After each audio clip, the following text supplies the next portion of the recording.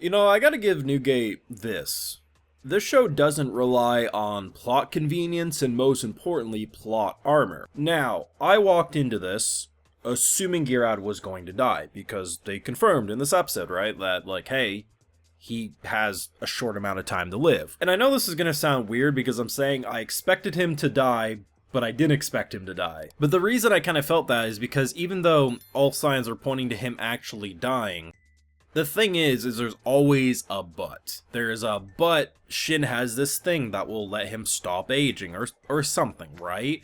But the fact that they actually committed to letting a character who stayed alive 500 years longer than he should have, a character who seemingly had his time stopped, and he waited and waited and hoped someday his master would come back and, if anything, he could die fighting the person he respected the most. To have a character like Shin who arguably cared and didn't want to see someone he cares for dead, to actually commit to that killing, yeah, you don't see that often, because usually, I mean, for a guy who he can pull out a shop from his bag, he has more money than he should. Like, the type of legendary equipment he has, what's to say he doesn't have an elixir of life, right? There's so many ways you can rationalize how they're going to save this character, and instead, they committed to death, waiting all those years, and as he says in this episode, he's seen countless companions and friends die before him.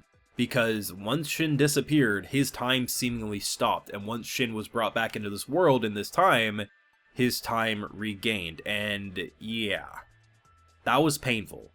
The production of this episode left a lot to be desired. It was very inconsistent.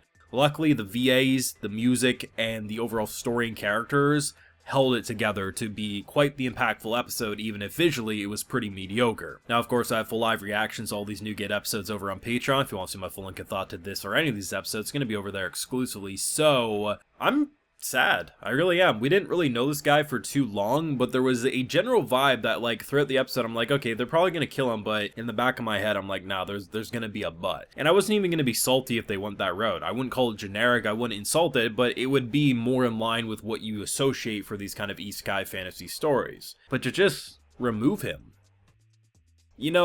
people don't live forever. Like, that's the harsh reality. And as much as we wish things could last forever, it doesn't. And he clearly had a fulfilling life. He had his time with Shin before the teleport. He had all these relationships throughout the hundreds of years extra he was alive. He did have a good life. And he got to go out with a smile on his face. Not something most people can say, but it sucks because it's like, imagine being reunited to someone you deeply cared about and you had a month with them. Or actually, he had a week with them, actually, because he said he had about a month to live, and he spent, like, a week with Shin. But it's like, there's never enough time. And I think, as silly as it may seem to say, but it's like, that's why you have to appreciate what you have when you have it. Because you never know if tomorrow's gonna come, or if tomorrow won't come. And I think what they were able to do with Episode 8 is it does highlight that rather than being one of these shows, I've seen these isekai where it's like, okay, here's all these characters, and you don't have to worry for them. This just confirmed people can die.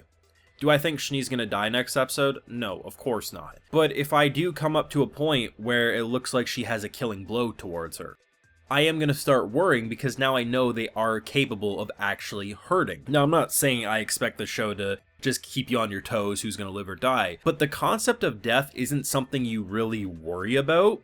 Because if your character's OP and has an inventory of, who knows, he's got Excalibur to cut the loaf of bread for dinner for all we know, elixir of life, who knows, right? At the end of the day, you're not really worrying. And the fact that they went in the most realistic way they could for someone who, literally the establishing moment was, hey, you should go see your friend, he's still alive, but he's dying. He's like, is he in any immediate danger? No? Okay, I'll get there when I get there. And then he's like, hey bro, I'm dying. And you're like, sure you are. And then he dies. And you're like, okay, I know you said he was dying, but usually they don't die. And honestly, this show is visually mediocre, if not bad, a lot of the time. I'm gonna be blunt with it. I'm not going to sugarcoat it. I like this show a lot. but I would hope it gets a different studio for season 2. With that said, the mediocre production doesn't negate me from wanting to watch this show. You can't with a straight face tell me shots like these look good to you. Every other second, Shin's face or these characters' faces are off model and change into a different art style. It is very noticeable now that we're getting closer to the end of the season. But does that ruin my enjoyment? No, it just makes me laugh sometimes or say, man, these fight scenes are kind of slideshow-ish, but at least the emotion's still coming through. That's how I know the source material is actually really good, because if the source material was actually some generic isekai, I would have tapped out of this production long ago because there's nothing to keep you here if the visuals are this underwhelming. The story and characters are actually legitimately good. I'm not saying it's amazing, I'm not saying it's the greatest thing I've ever seen, but this has continuously proved me wrong from going from junk food the anime into something that I highly want to see a season 2 from. A character we barely knew was able to leave a lasting impression that even if I don't really think about the Newgate long term, I think this specific moment will be something I think of quite fondly when thinking back to this show. I really don't know what I even want to see with the last stretch of this show for another 4 episodes or whatnot, because I really thought they were gonna keep this guy around and he would set us off. But just, you know, the fact that a singular episode of just getting to know this guy, just having Shin casually show off his blacksmithing, repair his gauntlets, and just felt like they never parted ways for that many years. To see him, like, just so proud of himself, that had his body not given out, he actually would have landed a more devastating punch on Shin.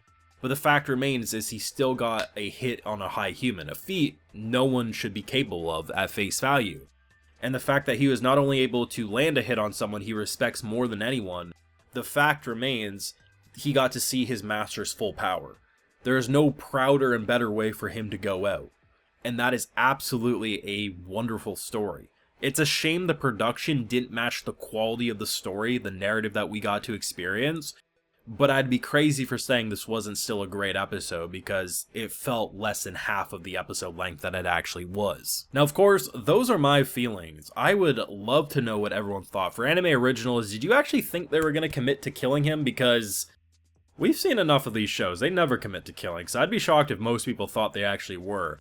And for source readers, despite the mediocre production, how are you feeling about this adaptation? Let me know down below. Be sure to leave a like if you enjoyed, subscribe if you're new around here, of course ring that bell, and like I mentioned, we got those full live reactions over on Patreon, and hey, while you're over there, I'll also give you a video shout out. So today we got Michael Raptor, Lacey Mary, Liz Frank, Dak Dirty, and Caterin. So I appreciate the support, everyone. Please take care, and you'll have a good one.